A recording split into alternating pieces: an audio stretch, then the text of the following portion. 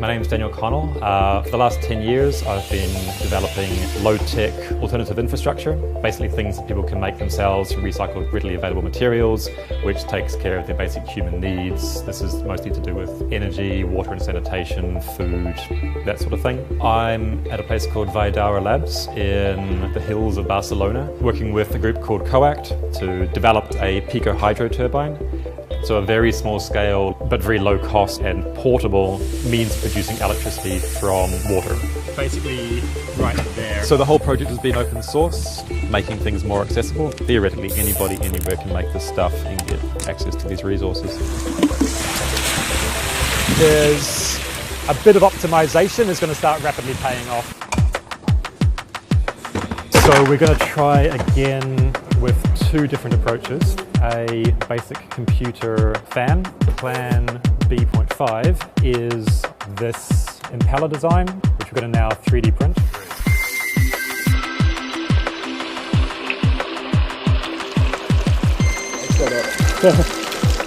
Okay, go.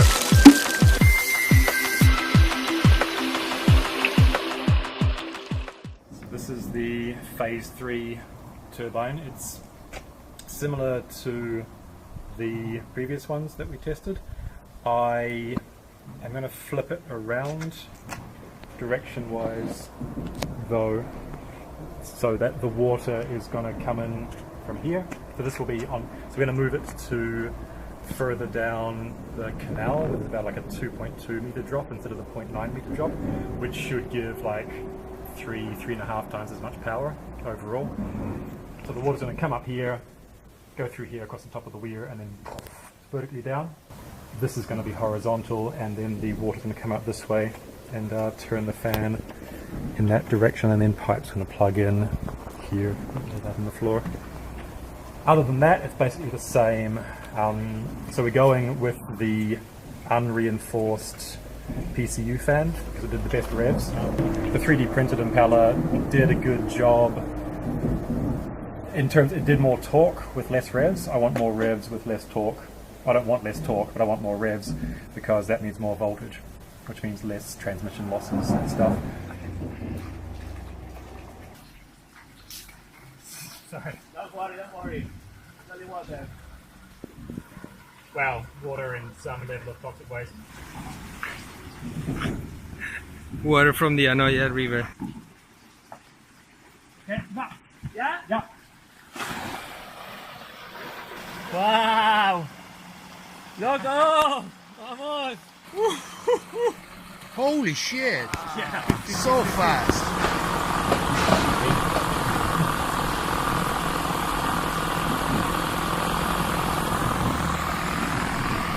Super! Brilliant.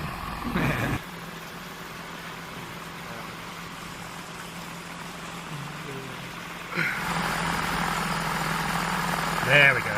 That's the number.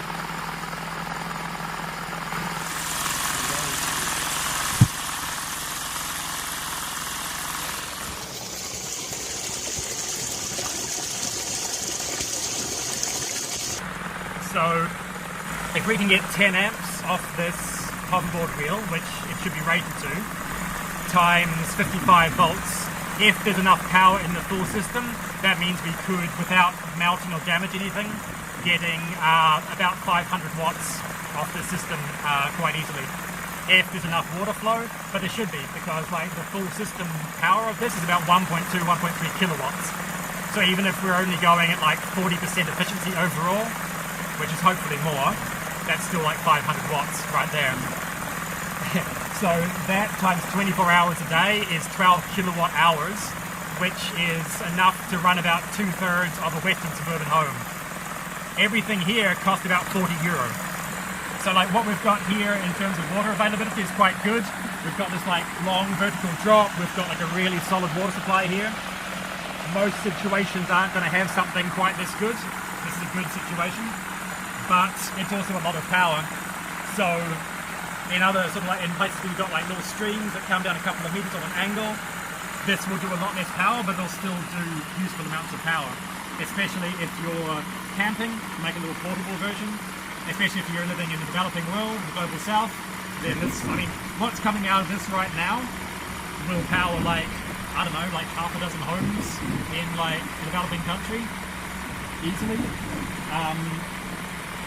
and cost less there than it did here because generally materials are more cheap. But this is all very, very standard stuff. The hoverboard wheel, not so much. Everything else you can get anywhere in the world. This can get swapped out for a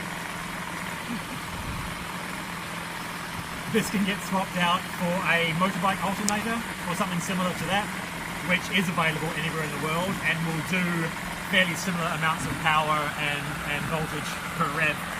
So next we'll wire it up. That'll be on these guys here at Califo to have to design a system for themselves. It's just kind of like do what they want it to do, wire it in, and then we'll start getting some numbers, some data, and actually broadcast. Once this has been going for a while, and as long as it doesn't break, I mean, we still need to like burn this in, obviously, over like days and weeks and months. But if it does all hold together, if it does seem like it's a fairly optimized design, then I'll be doing a full 3D animated construction tutorial how to build the thing itself, and then everyone can make one if they want one. So basically this is a very good result. This is a very good result. I'm pretty happy with this. Alright, let's see how easy this is. Yeah, pretty easy.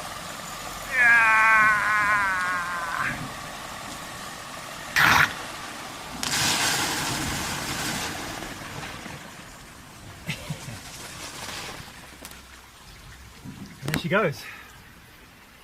With the previous test, the propeller was down the bottom and the water was coming down past it, which is generally how these things are done and feels more intuitively like how a turbine should be. With like a Pelton or a Turgo, like the more usual like 20 meters, 100 meters of head, running a bunch of pipes and having like a jet of water onto like a spinning like turbine wheel, then you need to put the turbine at the end, obviously, because that's where the pressure is at the bottom. But that's not how this turbine works. This turbine works by getting as much water moving as quickly as possible. Not like the pressure difference between the start and the end isn't where the power is coming from. The power is coming from the momentum. So it's more like a wind turbine in principle than a water turbine like a Turgo or a Pelton.